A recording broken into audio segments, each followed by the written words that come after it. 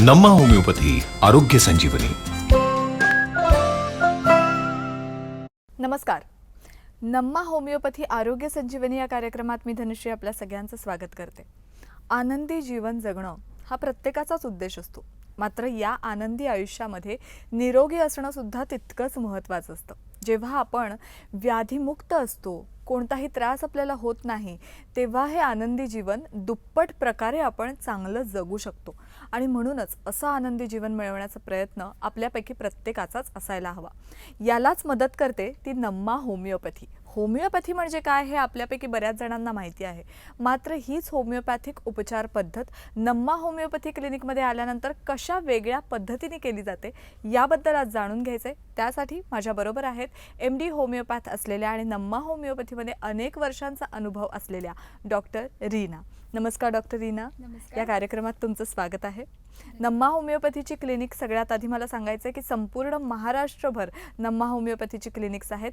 तुम्ही तुमच्या जवळच्या क्लिनिक्सना नक्कीच भेट देऊ शकता. मग आजार कोणताही असो, व्याधी कोणतीही असो, अगदी डायबिटीस, ब्लड प्रेशर, कॅन्सर, त्वचेचे विकार, साधा सर्दी खोकला, साधी दुखणी अशा प्रकारच्या कोणत्याही व्याधींना, कोणत्याही त्रासांमधनं मुक्तता मिळवण्यासाठी नम्मा होमिओपॅथीच्या क्लिनिक्सना तुम्ही नक्की भेट देऊ शकता. महाराष्ट्रात मुंबईमध्ये दादर, ठाणे, त्याचबरोबर पुणे, औरंगाबाद, सोलापूर, कोल्हापूर, नागपूर, नाशिक आणि कर्नाटकमध्ये नम्मा होमिओपॅथीच्या ब्रँचेस आहेत, जिथे जाऊन तुम्ही भेट देऊ शकता आणि तिथल्या डॉक्टरांकडनं योग्य असं मार्गदर्शन मिळवू शकता.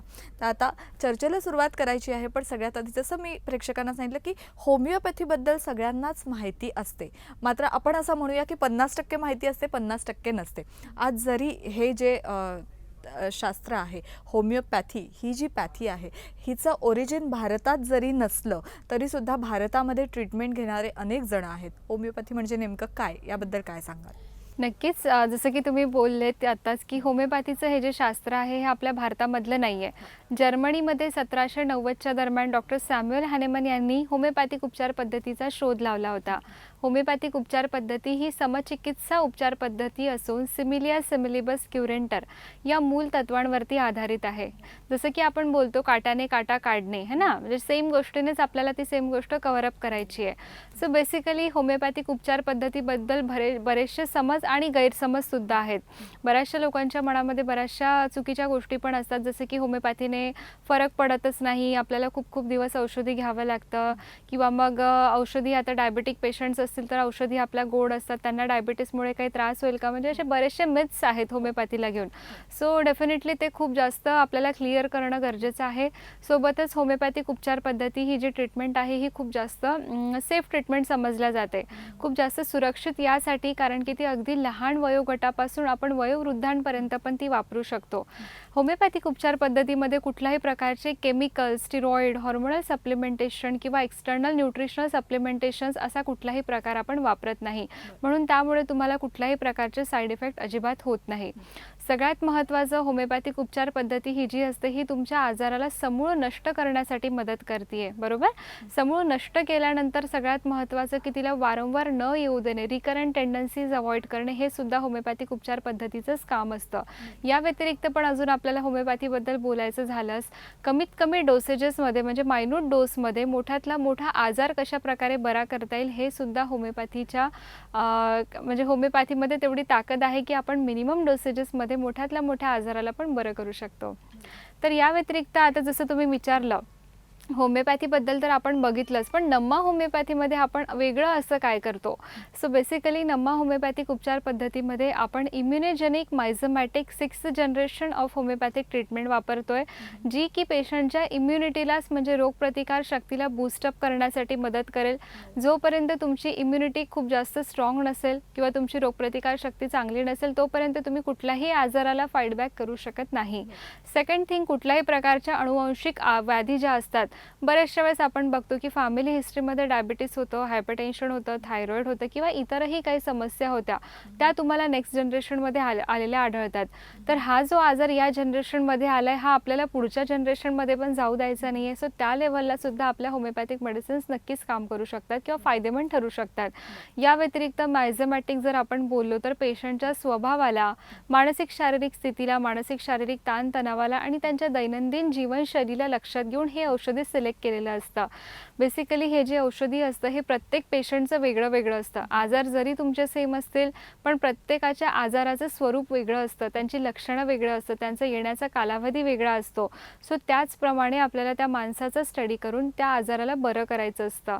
6th जनरेशनबद्दल जर बोलायचं झालं तर आजकालच्या या धकाधकीच्या आयुष्यामध्ये आपण बघतोय की खूप जास्त ताणतणाव वाढला आहे. आपली लाईफस्टाईल संपूर्णपणे चुकीची झाली आहे, शारीरिक मेहनत फार कमी झाली आहे, बरोबर. आपल्याला सिडेंटरी लाईफस्टाईल खूप जास्त बघायला मिळते. आपण सिटिंग पोझिशनमध्ये जास्त काम करणं प्रिफर करतोय. या व्यतिरिक्त घरचं जेवण न घेता बाहेरून जंक फूड वगैरे घेणे, पॅकेट फूड वगैरे खाणे याचं प्रमाण पण हल्ली वाढलेलं आढळते आपल्याला. त्यामुळे वजन वाढीच्या समस्या वाढलेल्या आहेत. सो हे वाढलेलं वजनसुद्धा तुमच्या खूप साऱ्या तक्रारींना एक कारण बनू शकतं.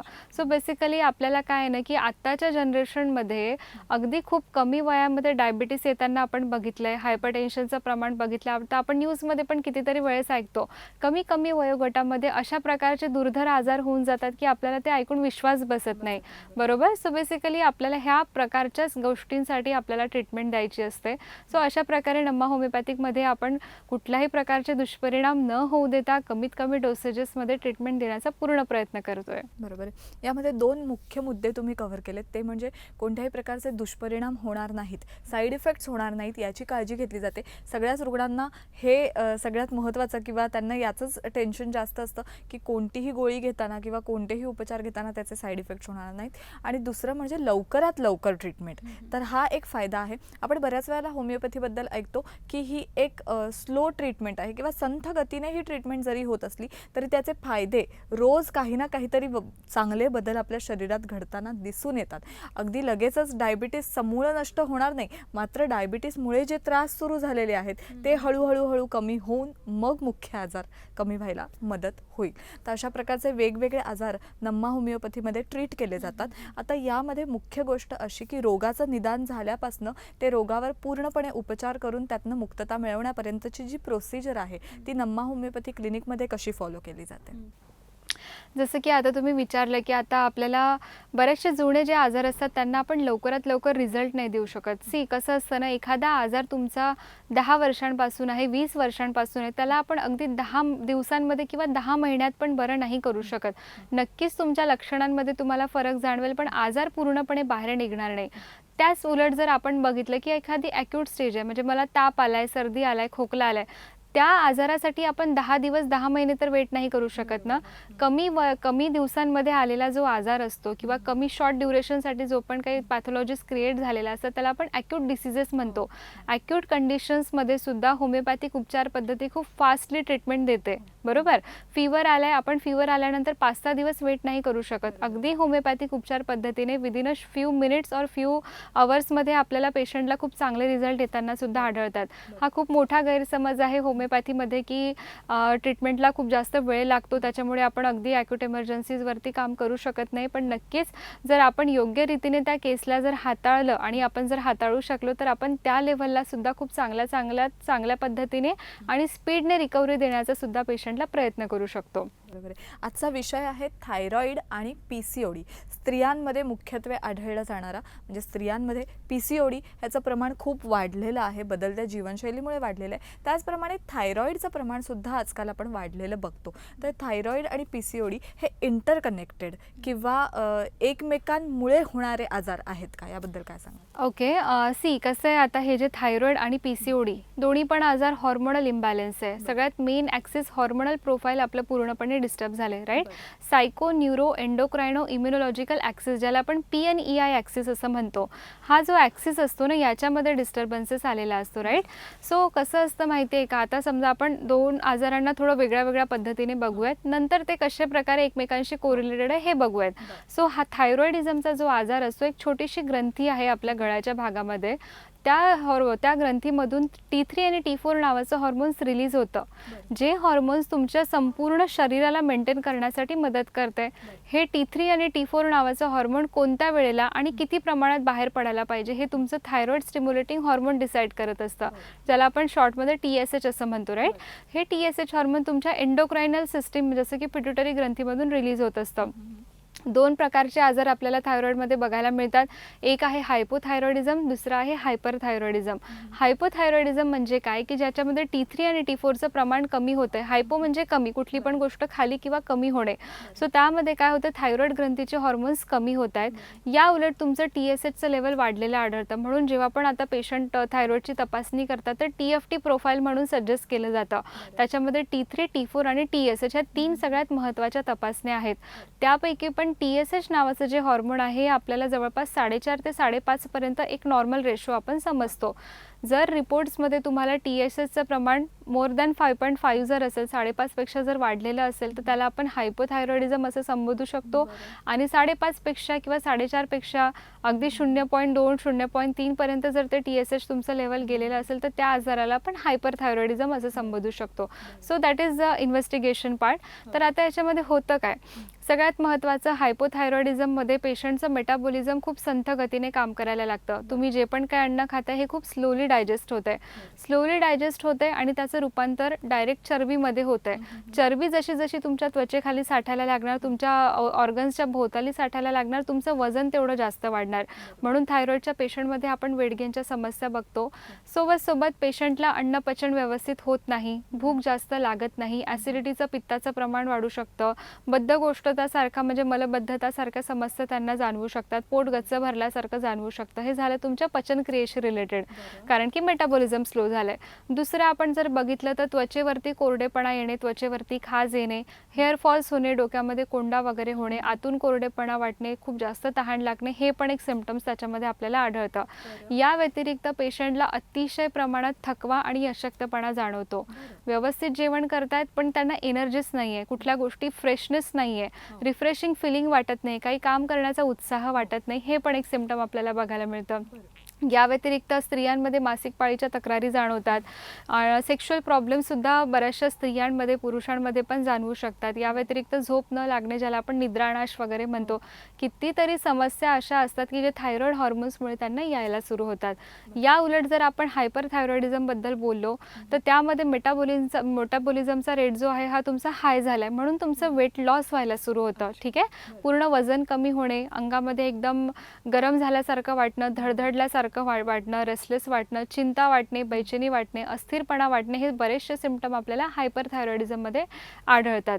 मेन कारण जर आपण या आजाराचं बघितलं तर हा एक ऑटोइम्युन डिसीज आहे जो शरीराने स्वतःहून बनवलेला आहे. याच्या मागे एकतर कारण काय असू शकतं, एक तर तुमचं हे अनुवांशिकरित्या आलं आहे, दुसरं कारण म्हणजे खाण्यापिण्यामध्ये आयोडीनची कमतरता आहे, तुमच्या मिठामध्ये आयोडीनची कमतरता आहे, तिसरं कारण म्हणजे तुमचा मानसिक ताणतणाव खूप जास्त प्रमाणात आपल्याला बघायला मिळतो. हे असे बरेचसे कारणं असतात. सो जसं की आपण बघितलं की हायपरथायरॉइडिझममध्ये अशा प्रकारच्या तक्रारींना आपल्याला सामोरं जावं लागतंय. यासाठी नक्कीच तुम्ही तुमच्या आहारामध्ये आयोडीनचा समावेश करणं फार आवश्यक आहे. मानसिक ताणतणावाला थोडं कमी करावं लागेल, व्यायाम एक्झरसाइज तुम्हाला सुरळीतरित्या पार पडावं लागेल. सगळ्या गोष्टींचं लक्ष दिलं, व्यवस्थित औषधी घेतली तर आपण थायरॉइडवरती सुद्धा चांगल्यात चांगल्या प्रकारे उपचार पद्धती देऊ शकतो. आपली चर्चा अशीच चालू राहणार आहे. मात्र आपल्याला चंद्रपूरहून निकिता डोंगरे यांचा फोन येतोय. नमस्कार निकिताजी, बोला. नमस्कार डॉक्टर, मी चंद्रपूरवरून निकिता बोला, डोंगरे आपला प्रश्न बोलते. विचारा. मला 5 वर्षांपासून थायरॉइडचा त्रास आहे. माझं वजन पण खूप जास्तच वाढतंय आणि माझी मासिक पाळी पण अनियमित आहे. माझ्याकडे थायरॉइडची गोळी पण चालू आहे, पण नम्मामध्ये मला काही उपचार मिळू शकतोय का? जसं की निकिता यांनी सांगितलं आहे, त्यांचं वय सध्या 28 वर्ष आहे आणि गेल्या 5 वर्षांपासून त्यांना थायरॉइडचा त्रास चालू झाला आहे. कसं असतं ना, आता त्यांचं वय कमी आहे, पुढे जाऊन गर्भधारणा, प्रेग्नन्सी यामध्ये पण प्रॉब्लेम येऊ शकतो थायरॉइड्समुळे, राईट. तर आता यासाठी जे पण काही तुमच्या गोळ्या वगैरे चालू आहेत, ह्या आर्टिफिशियल हॉर्मोन्स आहेत जे तुमच्या थायरॉइडच्या लेवलला नॉर्मल ठेवण्यासाठी मदत तर करतील, पण कदाचित सिम्प्टमॅटिक इम्प्रूव्हमेंट एवढं मिळणार नाही किंवा कॉम्प्लिकेशन्सपर्यंत केस जाऊन पोहोचू शकते.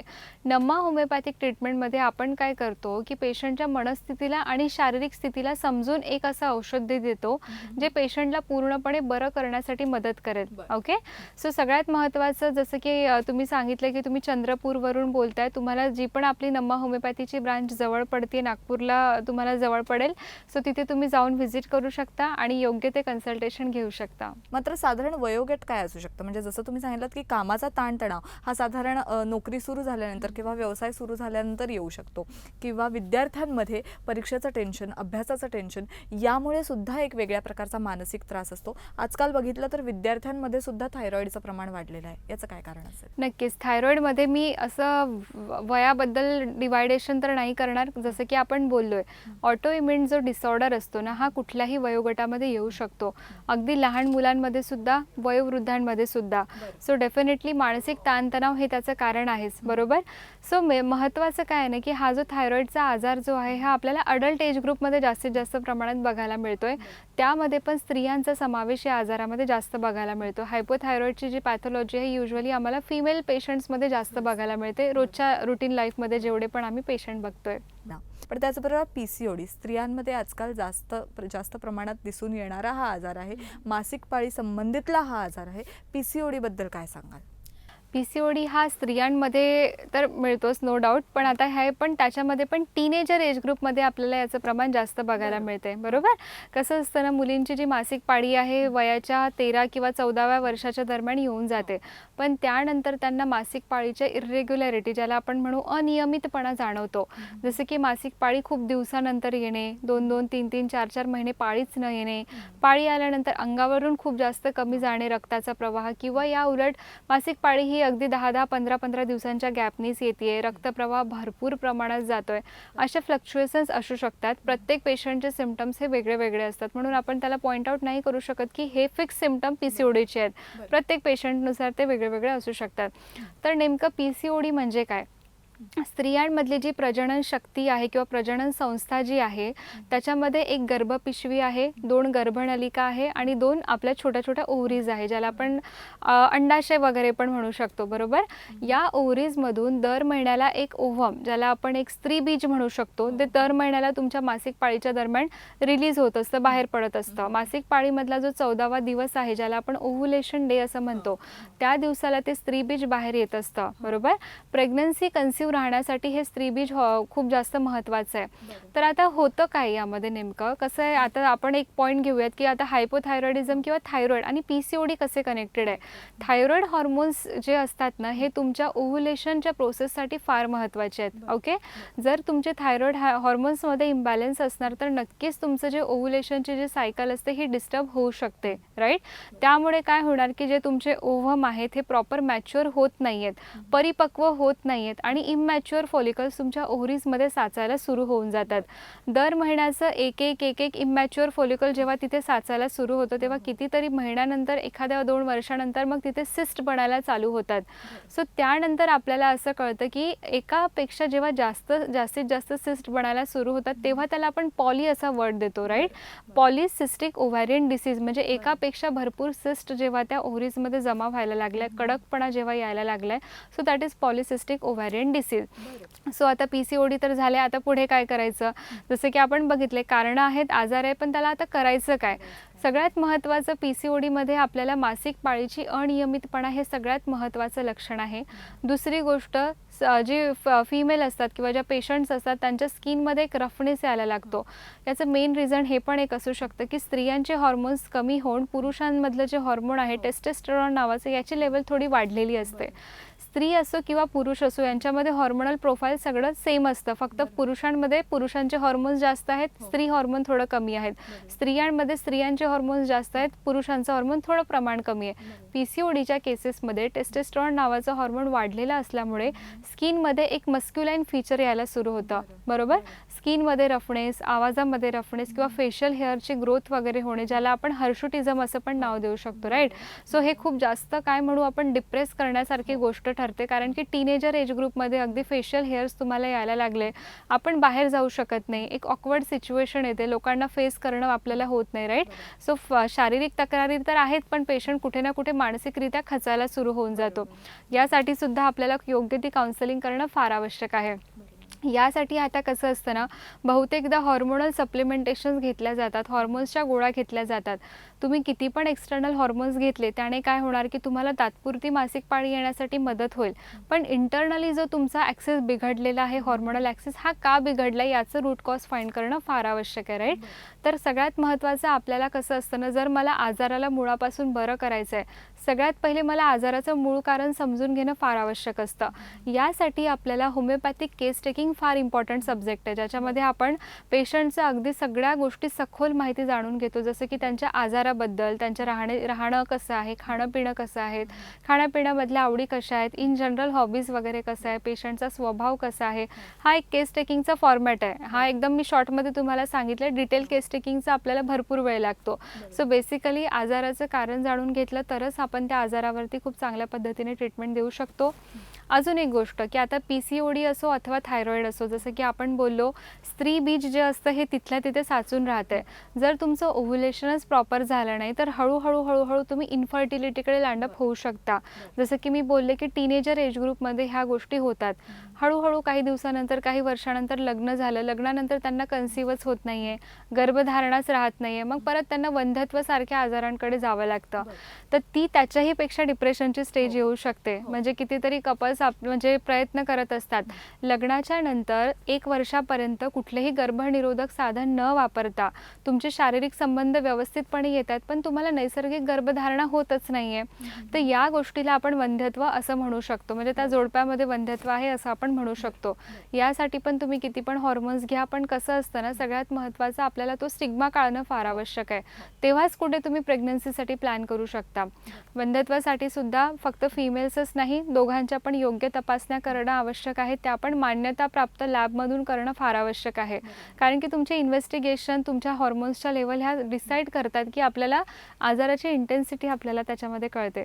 सो नक्कीच आपण कुठल्याही प्रकारचे हॉर्मोनल सप्लिमेंटेशन न देता पेशंटला योग्य पद्धतीने औषध उपचार देण्यासाठी मदत करू शकतो. बरोबर आहे. अर्थातच म्हणजे टीनेजर वयात सुरू होणारा हा जो आजार आहे किंवा हा जो त्रास आहे PCOD सारखा, अगदी मासिक पाळी संबंधितला जरी हा आजार असला तरी पुढे जाऊन गर्भधारणा होण्यासाठी सुद्धा अनेक अडथळे कदाचित येऊ शकतात. आणि गर्भधारणा जरी झाली तरी संपूर्ण गर्भारपणामध्ये सुद्धा स्त्रीला अशा त्रासातनं जावं लागतं का, जर तिला PCOD असेल, जर तिचा थायरॉईड खूप वाढलेला असेल तर? आता जसं तुम्ही मला विचारलं की आता त्या स्त्रीला गर्भधारणा पण झाली आहे, पण पेशंट थायरॉईडचा पेशंट आहे, ऑलरेडी मेडिकेशन्सवरती आहे, तर त्यांना संपूर्ण गर्भधारणेदरम्यान काही तक्रारी होऊ शकतात का? तर नक्कीच होऊ शकतात.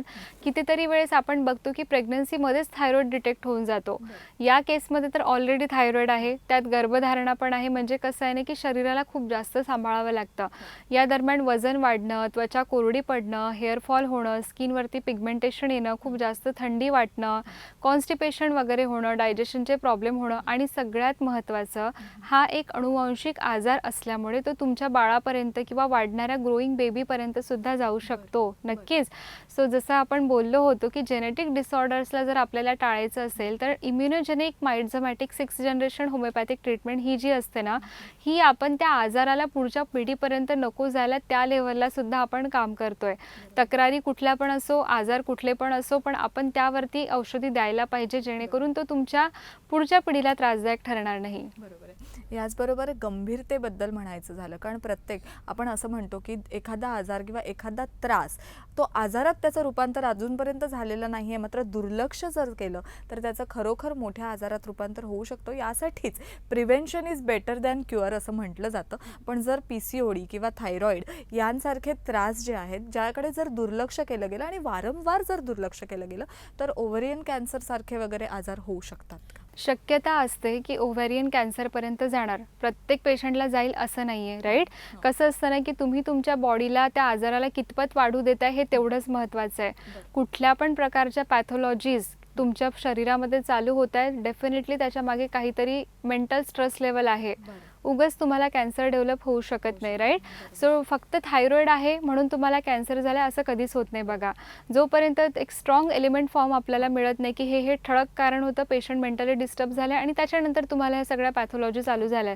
सो नक्कीच आपल्याला कसं असतं ना की थायरॉईड आणि PCODमुळे भरपूर दुष्परिणाम किंवा कॉम्प्लिकेशन्सपर्यंत केस जाऊ शकते. जसं की आता थायरॉईडचं आपण कॉम्प्लिकेशन्स घेतलं, गलगंड किंवा गॉयटरकडे जाणारी ही केस आहे. थायरॉईड ग्रंथी जी कंटिन्युअसली पंप करत असते तिचे हॉर्मोन्स बाहेर टाकण्यासाठी.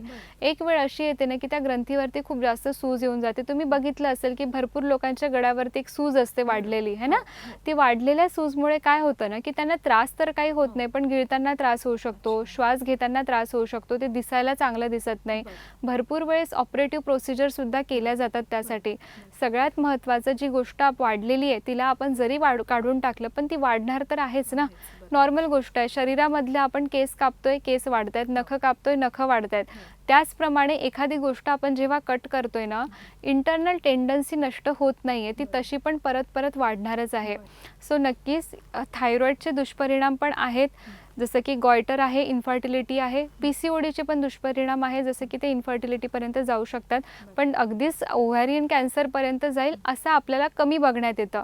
त्यासाठी एक ठळक आणि खूप ठोस कारण असायला हवं, तर कुठे ते चान्सेस असू शकतात पुढे जाण्याचे. याचबरोबर PCOD किंवा थायरॉईड असे जसं तुम्ही सांगितलं की टीनेजर्समध्ये याचं प्रमाण आता वाढत चाललेलं आहे, तर घरच्या घरी काय उपचार करू शकतो आपण? घरच्या घरी साधारण सुरुवात काय उपचारांनी करू शकतो आणि मग असे रुग्ण नम्मा होमिओपॅथीमध्ये येऊ शकतात? नक्कीच. आता घरच्या घरी आपल्याला टिप्स द्यायचं झालं, जसं की आपण बोललो PCODचं कारण काय, जंक फूड खातोय आपण. आता टीनेजर एज ग्रुपमधल्या मुली असतात, भूक लागली लगेच काहीतरी चिप्स घेऊन येणार, खाऊन घेणार, नाही का. हे खूप कॉमनली असतं बघा. तर आपल्याला ह्या गोष्टी अवॉइड करणं फार गरजेचं आहे. पॅकेट फूड अवॉइड करा. बेकरीचे प्रॉडक्ट पण तुम्ही जास्तीत जास्त जर अवॉइड करता येत असेल तर खूप चांगली गोष्ट आहे. किंवा त्यानंतर तुम्हाला योग्य तो व्यायाम आणि एक्झरसाइज करणं सुद्धा तेवढंच महत्त्वाचं आहे. या व्यतिरिक्त तुमचं वेट मॅनेजमेंट होणं पण गरजेचं आहे. डायटरी मॅनेजमेंट आणि फिजिकल एक्झरसाइज ह्या 2 गोष्टी फार महत्त्वाच्या असतात की ज्या तुमच्या आजाराला पुढे जाण्यापासून वाचवतील. ओके. दुसरी गोष्ट, आता थायरॉईडमध्ये आपण काय करू शकतो की डायटरी मॅनेजमेंटचं बद्दल जर बोलायचं झालं, आयोडीनयुक्त प्रमाण जे असतं, म्हणजे तुमच्या खाण्यामध्ये आयोडीन असायला पाहिजे, तरच तुमचा हायपोथायरॉइडिझम कंट्रोलमध्ये तुम्ही ठेवू शकता.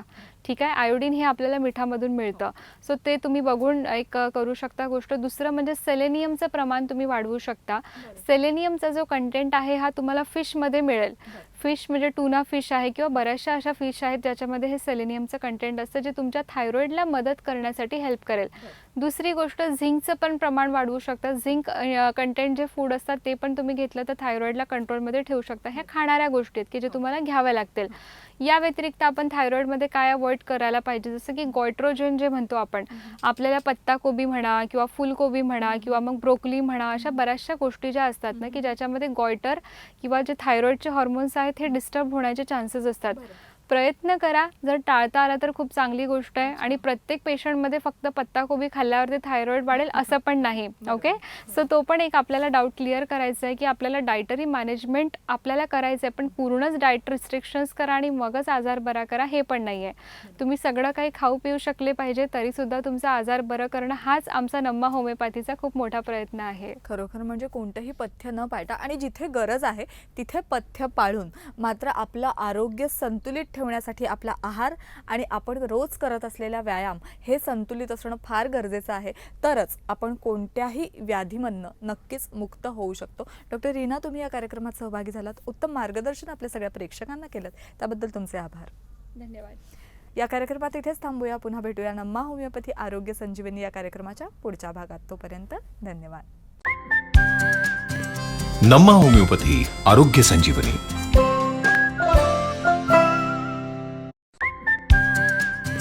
नम्मा होमिओपॅथी आरोग्य संजीवनी.